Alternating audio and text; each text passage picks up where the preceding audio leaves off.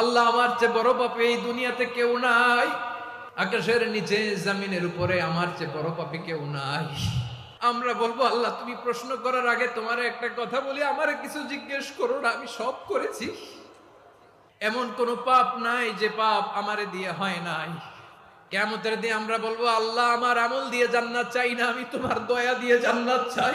এ দোয়াটা আল্লাহর কাছে এত পছন্দনীয় কারণ এ দোয়ার প্রথম অংশে আছে তাওহীদ, আল্লাহর একত্ববাদের ঘোষণা।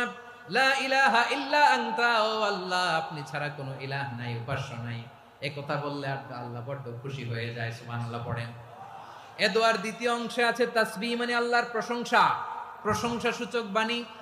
সুবহানাক সুবহানাক সুবহানাক, ও আল্লাহ আমি আপনার পবিত্রতা ঘোষণা করছি, সুবহানাক। একথা শুনলেও আল্লাহ খুশি হয়ে যায়, সুবহানাল্লাহ পড়েন। এই দোয়ার তৃতীয় অংশে আছে তাকরীর, তাকরীর মানে পাপের স্বীকৃতি। তাকরীর মানে কি?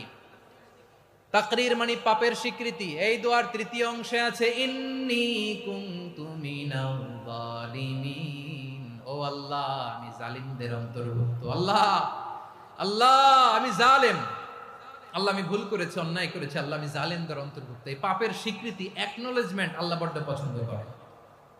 যখন আল্লাহর কাছে আপনি ছোট হবেন, ছোট হতে হতে যত ছোট হবেন ওই দৃশ্যটা দেখতে আল্লাহ বড় পছন্দ করে, সুবহানাল্লাহ বলে।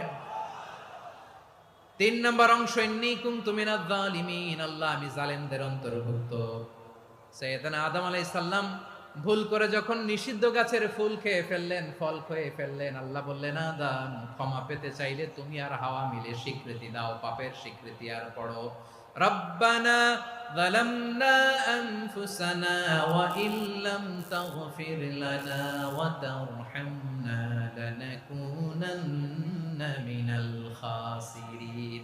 ও আল্লাহ আমি আদম আর হাওয়া যালামনা আনফুসানা, আমরা আমাদের নফসের উপর বড্ড জুলুম করেছি।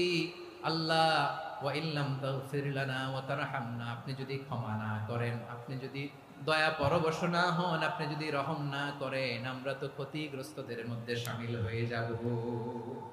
এই দোয়া করার সাথে সাথে সাইয়েদনা আদম আর হাওয়া আলাইহিস সালামকে ক্ষমা করে দিলেন কে?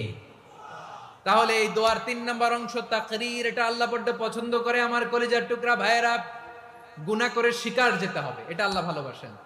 সাইয়েদনা আবু বকর রাদিয়াল্লাহু তাআলা আনহু বিষ্ণু ইসলামকে বললেন, ইয়া রাসূলুল্লাহ আল্লিমনি দুআআন আদউ বিহি ফি সলাতি, নবী হে আপনি আমার এমন একটা স্পেশাল দোয়া শিখায় দেন যে দোয়াটা আমি নামাজে পড়ব।